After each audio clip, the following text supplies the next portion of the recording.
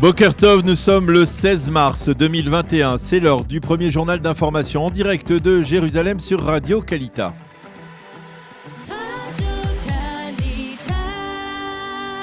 Direction donc nos studios à Jérusalem avec notre correspondant Daniel Haïk. Bonjour Daniel, à la une de l'actualité ce matin, ce meeting électoral avorté de Benyamin Netanyahou. Il devait pourtant avoir lieu hier à Ashkelon.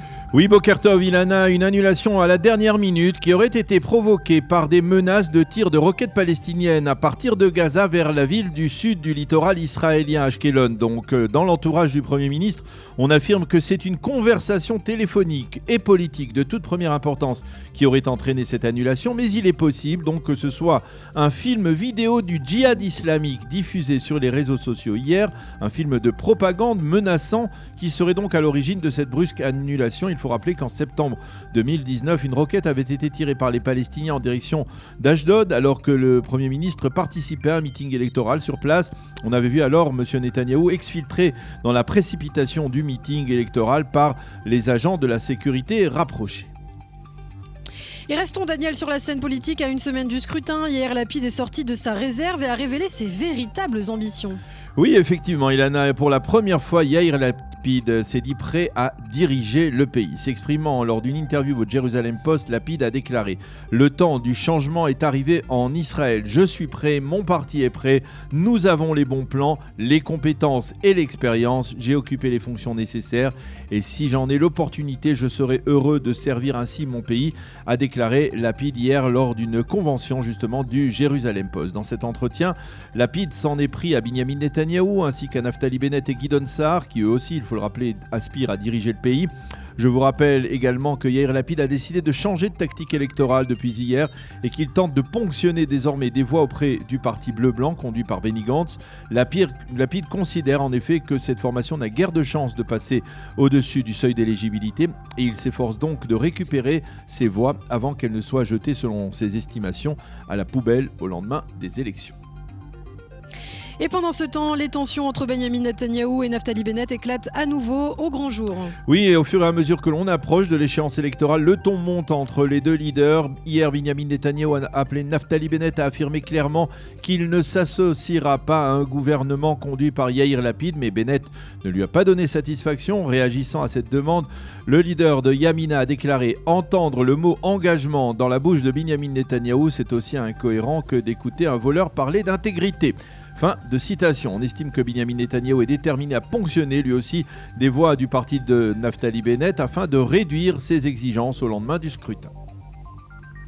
Et en marge de cette campagne, notons les attaques également du député arabe israélien Ahmed Tibi contre Benyamin Netanyahou. Oui, pour Tibi, l'intérêt que manifeste Benyamin Netanyahou pour le public arabe israélien depuis plusieurs mois n'est qu'un bluff électoral. Ce qui intéresse Netanyahou, c'est uniquement son procès et la manière dont il pourra l'annuler, a déclaré Ahmed Tibi lors d'un entretien sur i24 News. Son objectif véritable est de réduire le nombre de votants dans le secteur arabe israélien. Tibi a également expliqué qu'il avait voté contre la normalisation entre Israël et les pays du Golfe en septembre dernier en raison, je cite, de la cause palestinienne et que pour sa part il restait fidèle à la création d'un État palestinien vivant aux côtés de l'État d'Israël.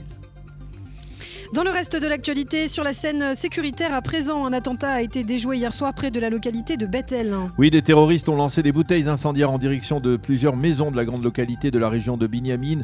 Une patrouille de Tsahal les a surpris et a ouvert le feu dans leur direction. 2 de ces terroristes ont apparemment été touchés. Déjà un incident semblable s'était tenu la semaine dernière près de la route nationale 60 qui traverse la Judée et la Samarie.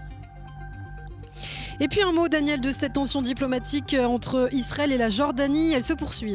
Oui, hier, nouvel épisode de ce feuilleton avec la condamnation par la Jordanie de l'ouverture d'une ambassade du Kosovo à Jérusalem.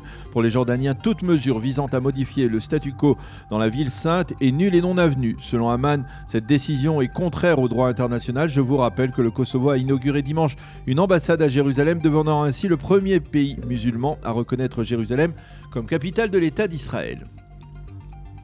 Enfin, pour terminer, Daniel, parlons de cette visite officielle du chef de la diplomatie israélienne à Moscou. Oui, Gabi Ashkenazi s'envole aujourd'hui pour une visite dans la capitale russe au cours de laquelle il s'entretiendra longuement des dossiers à l'ordre du jour dans les relations entre Israël et la Russie avec son homologue Sergei Lavrov, comme la menace du nucléaire iranien, les menaces du Hezbollah, la présence iranienne en Syrie et bien entendu les accords d'Abraham. Il pourrait être question aussi des recherches entreprises par les soldats russes à Damas pour retrouver la dépouille mortelle de l'espion légendaire israélien Eli Cohen. Et rappelons que c'est aujourd'hui également que le président de l'État Reuven Rivlin se rend en Europe, en Allemagne, en Autriche et puis jeudi en France en compagnie du chef d'état-major de Tsahal, le général Aviv Kochavi. Objectif de cette visite, alerter les Européens sur les dangers que le Hezbollah fait peser sur Israël. C'est la fin de ce premier journal d'information.